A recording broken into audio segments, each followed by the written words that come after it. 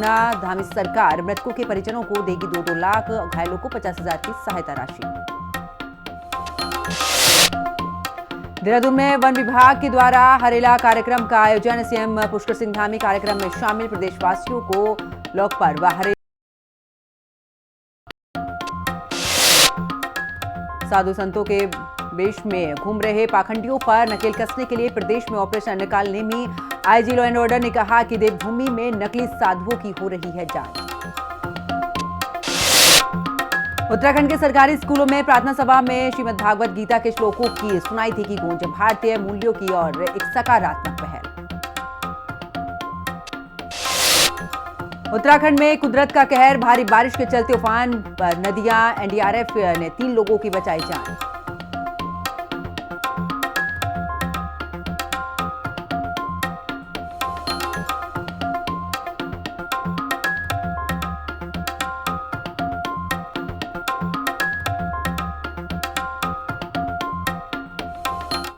नमस्कार, आप देख रहे हैं हिंदी खबर। मैं हूं आपके साथ पंकज यादव। शुरुआत करते हैं जहां पर देहरादून में हरेला का त्योहार मनाने का आयोजन पुष्कर सिंह धामी मुख्य अतिथि के तौर पर पहुंचे हैं। धरती मां का ऋण चुकाओ, आओ मनाए हरेला कार्यक्रम का शुरुआत जो है वो की गई है। आपको बता दें कि देहरादून में हरेला त्योहार मनाया जा रहा है, जिसका आगाज हो चुका है और ऐसे में मुख्यमंत्री की तरफ से भी बधाई जो है वो प्रदेशवासियों को दी गई हैं। 2 तस्वीरें हम आपको दिखा रहे हैं जहां पर देहरादून में मौजूदगी मुख्यमंत्री पुष्कर सिंह धामी की और यहाँ पर हरेला पर्व में वो पहुंचे हैं जहाँ पर आयोजन हुआ है। वहीं दूसरी तस्वीर में भी आप देख रहे हैं हरेला का त्योहार का आगाज हो चुका है। लोक नृत्य करते हुए यहाँ पर लोग नजर आ रहे हैं। तो हरेला पर्व की शुरुआत हो चुकी है। कार्यक्रम में सीएम पुष्कर सिंह धामी मुख्य। मैं आपको बता दें कि आज हरेला पर्व की शुरुआत इसी के साथ हर किसी को हमारे पूर्व माननीय मुख्यमंत्री महोदय को अपने खुद के खेतों में लगाते हुए देखा था आपने, है ना? तो कितना कमाल लगता है ये।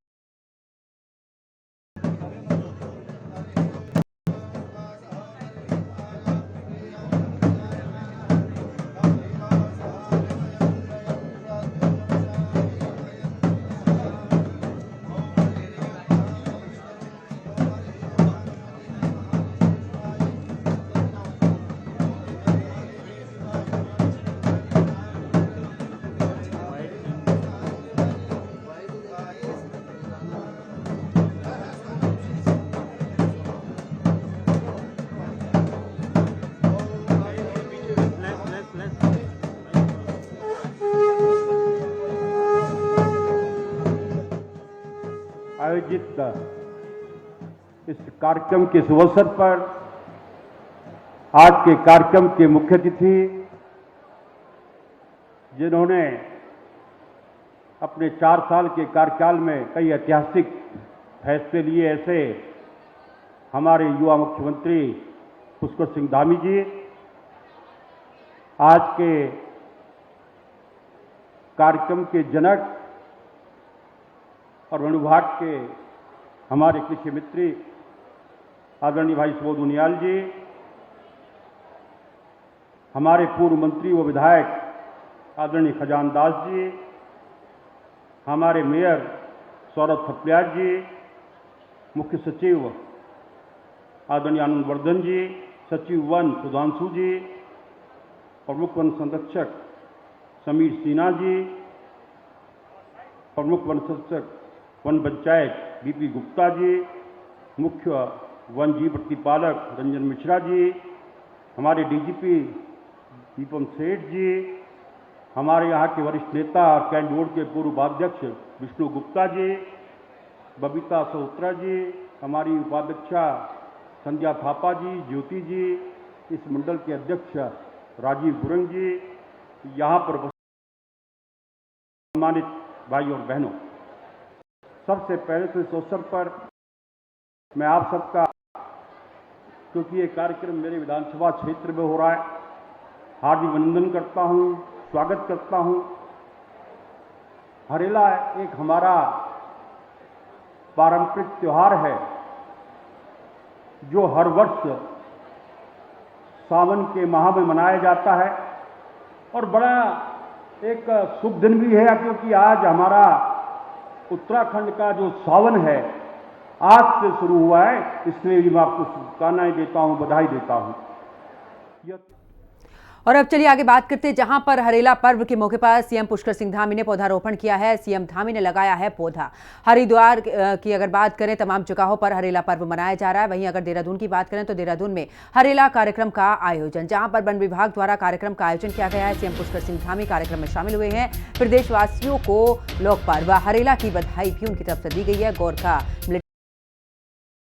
किया गया है। तस्वीरें भी हम आपको दिखा रहे हैं जिस समय पर मुख्यमंत्री पुष्कर सिंह धामी ने पौधारोपण किया है। तो हरेला पर्व की शुरुआत, और ऐसे में मुख्यमंत्री ने पौधारोपण किया। चलिए आगे बात करते हैं। सीएम पुष्कर सिंह धामी का आज अल्मोड़ा का दौरा, जागेश्वर धाम में श्रावणी मेले का करेंगे शुभारंभ। सीएम के दौरे से पहले सभी तैयारियां फिलहाल पूरी कर ली गई हैं। सीएम दोपहर 2 बजे जागेश्वर धाम पहुंचेंगे।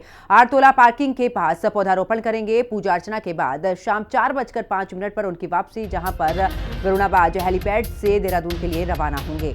तो मुख्यमंत्री का दौरा, जागेश्वर धाम में श्रावणी मेले का शुभारंभ करेंगे मुख्यमंत्री। और सीएम के दौरे से पहले सभी तैयारियां प्रशासन की तरफ से पूरी कर ली गई हैं। सीएम दोपहर 2 बजे जागेश्वर धाम पहुंचेंगे। इसी के साथ आरतोला पार्किंग के पास भी पौधारोपण करेंगे। साथ ही सीएम पुष्कर सिंह धामी का आज अल्मोड़ा का दौरा है और बेहद ही महत्वपूर्ण माना जा रहा है। जागेश्वर धाम में भी श्रावणी मेले का शुभारंभ करेंगे सीएम, और सीएम के दौरे से पहले सभी तैयारियां फिलहाल पूरी कर ली गई हैं। सीएम दोपहर 2 बजे जागेश्वर धाम पहुंचेंगे। तो आरतोला पार्किंग के पास में पौधारोपण भी मुख्यमंत्री करते हुए नजर आएंगे। सीएम पुष्कर सिंह धामी का आज अल्मोड़ा का दौरा, जागेश्वर धाम में श्रावणी मेले का शुभारंभ भी मुख्यमंत्री करेंगे। तो आज जगह जगह पर हरेला पर्व को लेकर आयोजन, और ऐसे में मुख्यमंत्री जागेश्वर धाम भी पहुंचेंगे। आज दोपहर 2 बजे का वो समय होगा जब मुख्यमंत्री जागेश्वर धाम पहुंचेंगे और वहां पर भी पौधारोपण करेंगे।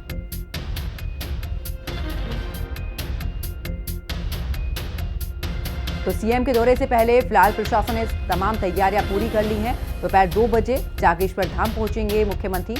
आरतोला पार्किंग के पास में पौधारोपण कार्यक्रम का आयोजन होगा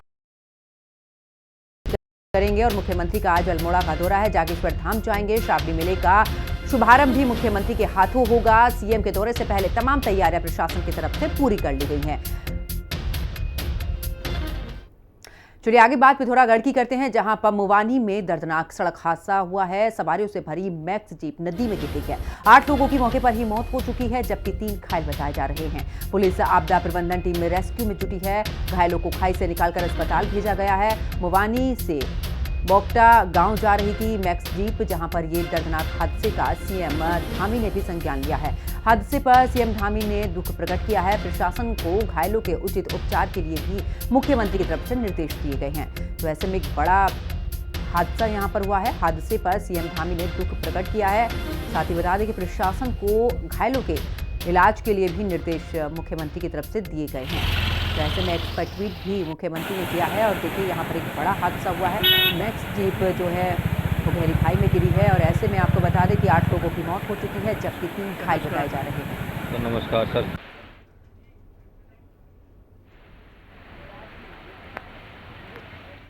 तो वहीं पिथौरागढ़ सड़क हादसे पर प्रधानमंत्री नरेंद्र मोदी ने भी दुख जताया है। केंद्र राज्य सरकार ने किया है मुआवजे का ऐलान। सीएम धामी ने प्रधानमंत्री नरेंद्र मोदी का आभार भी जताया है। दुख की घड़ी में शोकाकुल परिजनों को सबल मिलेगा। मृतकों के परिजनों को 50,000 रुपए की सहायता राशि भी दी जाएगी, ये भी सीएम धामी ने ऐलान किया है। तो ऐसे में देखिए जिस तरीके से ये दर्दनाक हादसा हुआ है, इसको लेकर फिलहाल चाहे वो केंद्र सरकार की बात करें या फिर राज्य सरकार की बात करें, मुआवजे का ऐलान किया गया है। और साथ ही मृतकों के परिजनों को 2-2 लाख की सहायता धामी सरकार की तरफ से ये भी ऐलान किया गया है। घायलों को 50,000 की सहायता दी जाएगी।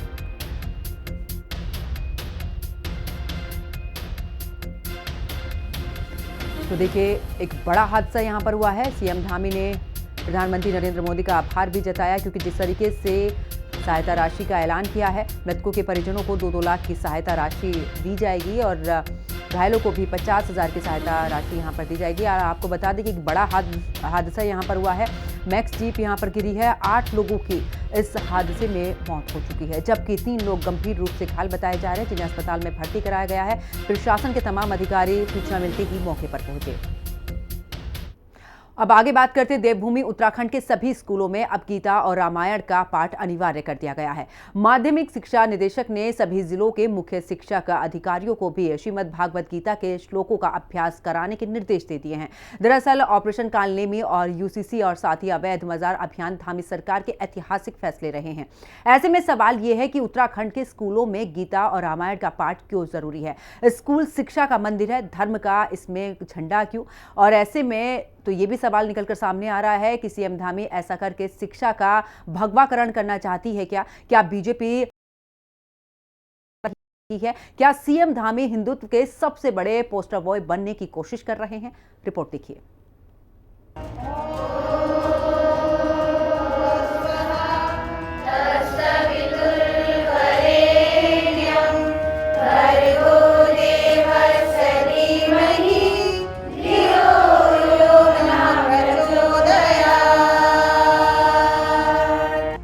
हिंदुत्व एजेंडे को सख्ती से लागू करते हुए कई अहम फैसले लिए। धर्मांतरण कानून को सख्त बना, हाथ पर प्रहार करने के साथ ही अवैध मदरसों और मज़ारों के खिलाफ अभियान चलाया। धार्मिक पर्यटन को बढ़ावा देने के लिए सरकार ने 4 धाम यात्रा, मानसखंड मंदिर निर्माण पर जोर दिया। सावन महीने में कोई खलल ना डाल पाए, इसके लिए मुख्यमंत्री ने ऑपरेशन कालनेमी चलाया, जो इस वक्त पूरे देश में चर्चा का विषय बन गया है।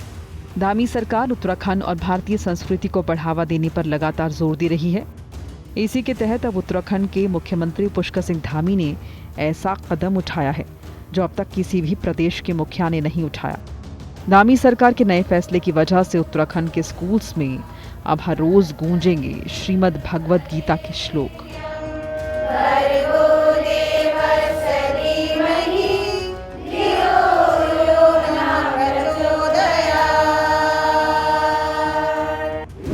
ऑपरेशन कालनेमी से यूसीसी तक सीएम धामी का हिंदुत्व वाला एजेंडा। उत्तराखंड में शिक्षा में भगवाकरण, अब स्कूलों में गीता रामायण अनिवार्य।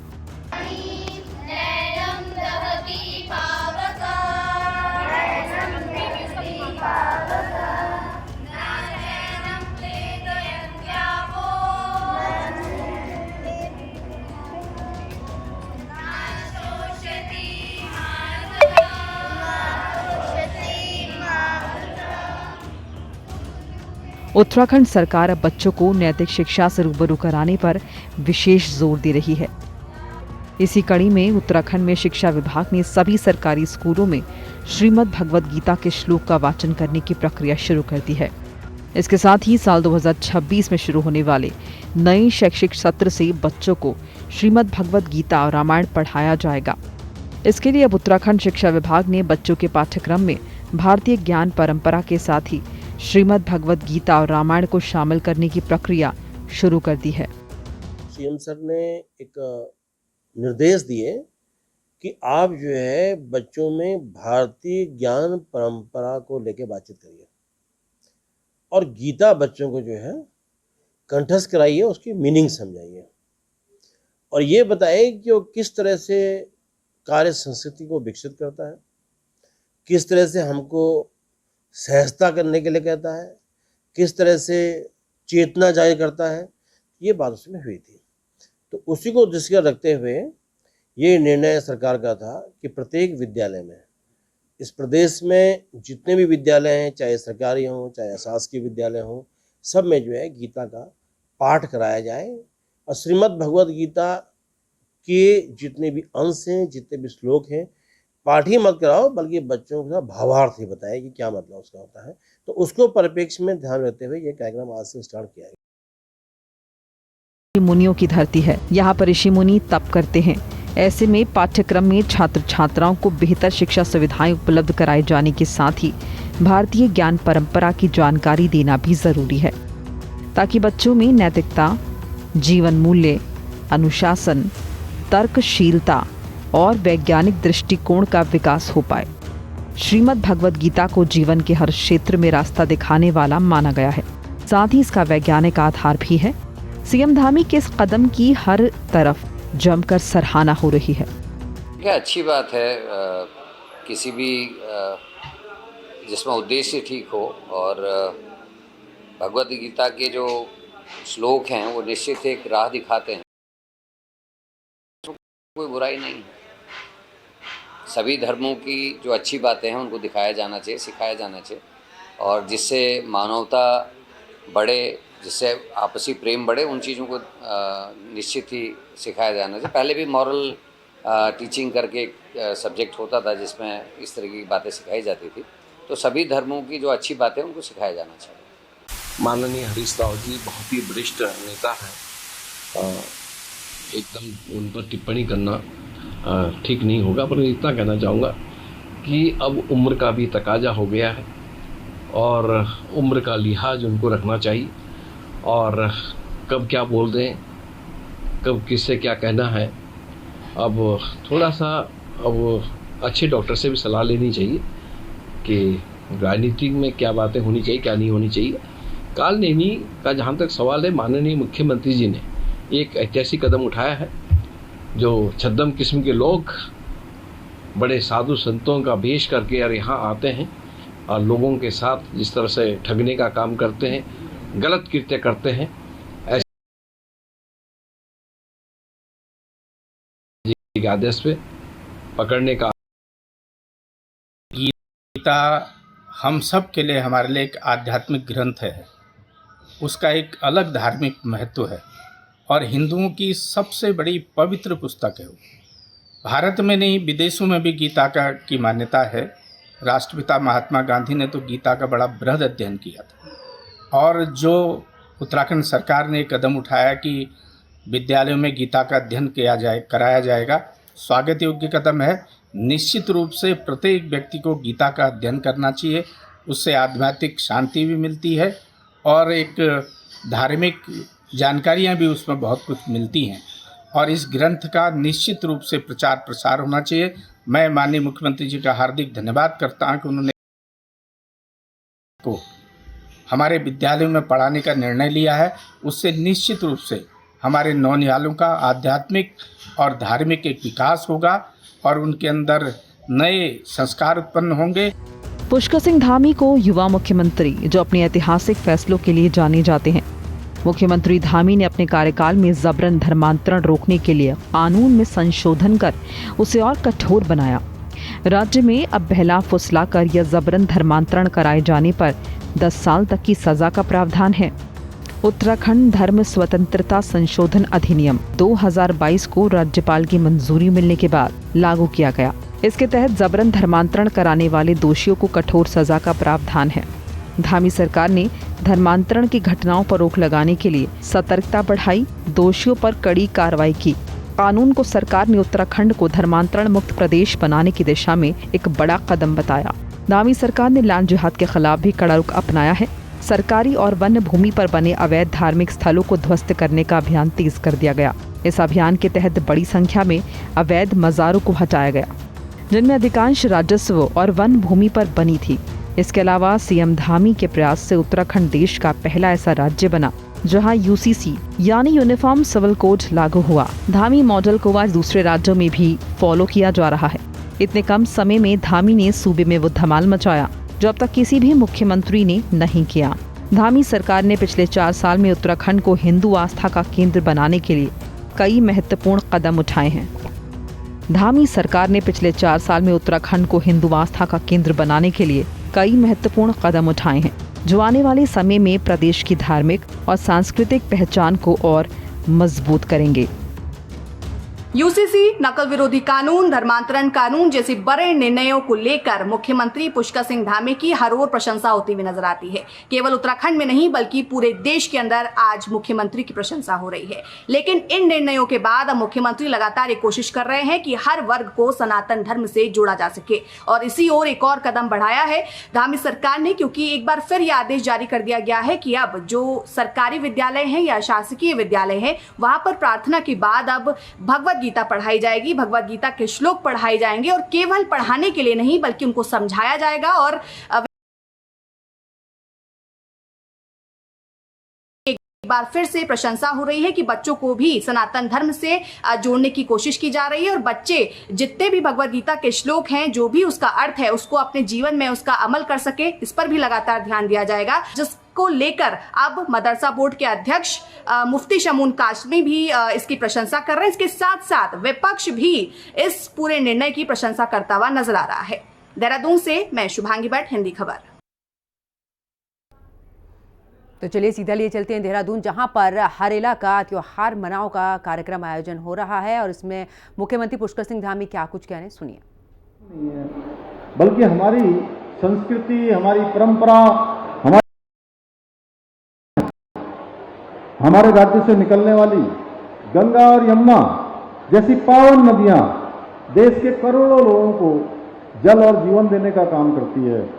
हमारे यहाँ पाए जाने वाली दुर्लभ वनस्पतियां, जीव जंतु भी हमारे पर्यावरण की अमूल्य धरोहर हैं, लेकिन आज हमारी ये अमूल्य धरोहरें अनेक प्रकार की गंभीर चुनौतियों का सामना कर रही हैं। आज गंभीर चुनौतियों से होकर गुजर रही हैं। जलवायु परिवर्तन, अनियंत्रित विकास, प्राकृतिक संसाधनों का अंधाधुंध दोहन हमारे पर्यावरणीय संतुलन को बिगाड़ देता है। इसके लिए स्थानीय कारणों को भी दोष नहीं दिया जा सकता। ये संकट आज केवल हमारे सामने ऐसा नहीं है, ये संकट आज एक वैश्विक समस्या बन गया है, जो जीवन शैली और ऊर्जा के अत्यधिक उपभोग का परिणाम है, जिसने ग्लोबल वार्मिंग, जलवायु परिवर्तन जैसी गंभीर समस्याओं को जन्म दिया है। अतः हमें अब पर्यावरण संरक्षण की दिशा में बहुत सामूहिकता से काम करना होगा। केवल एक दिन हरेला पर्व या अन्य पर्वों पर केवल एक पौधा रोपण करके औपचारिक होकर इतना भर करने से हमारा काम नहीं चलने वाला है। भाइयों बहनों, भारतीय संस्कृति में हमेशा से प्रकृति को मां के रूप में पूजने की परंपरा रही है। यही कारण है आज आदरणीय प्रधानमंत्री जी ने उनके नेतृत्व में प्रकृति की रक्षा, पर्यावरण संरक्षण की दिशा में अनेक ऐतिहासिक कदम उठाए जा रहे हैं। One earth, one health, one family, इस प्रकार के मंत्र आज भारत की धरती से हमारे प्रधानमंत्री जी ने पूरे विश्व को देने का काम किया है। आदरणीय प्रधानमंत्री जी ने एक और जहां पंचामृत संकल्प, नेट जीरो एमिशन जैसे लक्ष्यों के माध्यम से वैश्विक मंचों पर भारत की जो पर्यावरण के प्रति प्रतिबद्धता है, उसको मजबूती से पूरे विश्व के समक्ष रखा है। वहीं life movement, life style for environment जैसे अभियानों को भी उसकी भी शुरुआत की है, जिसके अंतर्गत सभी नागरिकों में उनसे स्वस्थ जीवन शैली अपनाने का आह्वान किया गया है। साथ ही प्रधानमंत्री जी ने इस वर्ष एक पेड़ मां के नाम के दूसरे चरण की शुरुआत की है, जिसमें पूरे देश के अंदर 108 करोड़ पेड़ लगाए जाएंगे। भाइयों बहनों, आज हमने आदरणीय प्रधानमंत्री जी के एक पेड़ मां के नाम अभियान में 7 लाख पौधे जो हमने लगाने का लक्ष्य लिया है, वो उसमें एक छोटी सी आहुति उसमें हमने भी डाली है।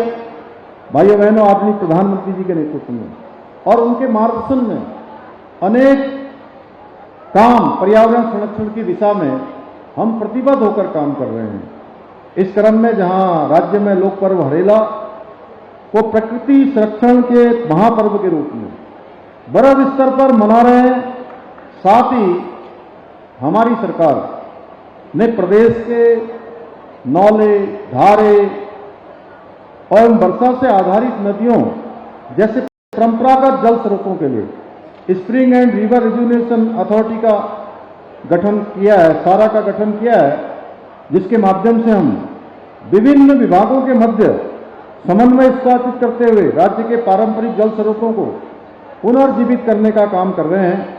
और मुझे आज इस अवसर पर आप सबके बीच में ये बताते हुए प्रसन्नता हो रही है कि विगत 1 वर्ष में इसके माध्यम से हमने जहां एक और प्रदेश के लगभग 6500 से अधिक जल स्रोतों के संरक्षण एवं उपचार का सफलतापूर्वक संपन्न किया है, वहीं 3.12 मिलियन घन मीटर वर्षा जल का संचयन कर जल संरक्षण की दिशा में भी एक महत्वपूर्ण उपलब्धि हासिल की गई है। हमारी सरकार ने प्रदेश में एक पर्यावरणीय महत्वपूर्ण कदम उठाते हुए सिंगल यूज प्लास्टिक के उपयोग पर पूरी तरह से प्रतिबंध लागू किया है। प्रदेश में आने वाले वाहनों में कूड़ादान रखना भी अनिवार्य कर दिया गया है। मुझे ये बताते हुए आज के दिन पर ये प्रसन्नता हो रही है कि हमने इस बार जो ऐतिहासिक राष्ट्रीय खेलों की मेजबानी की थी, 38वें राष्ट्रीय खेल जो हमारे प्रदेश के अंदर आयोजित हुए थे, जिसका एक अच्छा अनुभव पूरे देश भर के आए हुए खिलाड़ी और खेलों से जुड़े हुए खेल प्रेमी लेकर गए। ये खेल हमने ग्रीन गेम्स की थीम पर आयोजित किए थे। इस आयोजन में हमने सभी मेडल, पुरस्कार, ई बेस्ट सामग्री से बनाए गए खेल किट भी रीसाइक्ल्ड सामग्री से तैयार किए गए। भाइयों बहनों, मेरा मानना है हमें उत्तराखंड में इकोलॉजी और इकोनॉमी के बीच संतुलन बनाए रखते हुए कार्य करना होगा, क्योंकि हमारे लिए पर्यावरण और विकास एक दूसरे के पूरक हैं।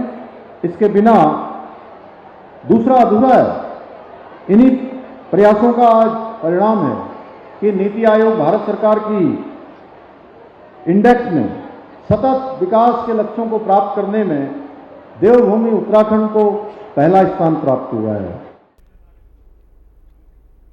इस बुलेटिन में फिलहाल इतना ही। आप देखते रहिए हिंदी खबर। नमस्कार।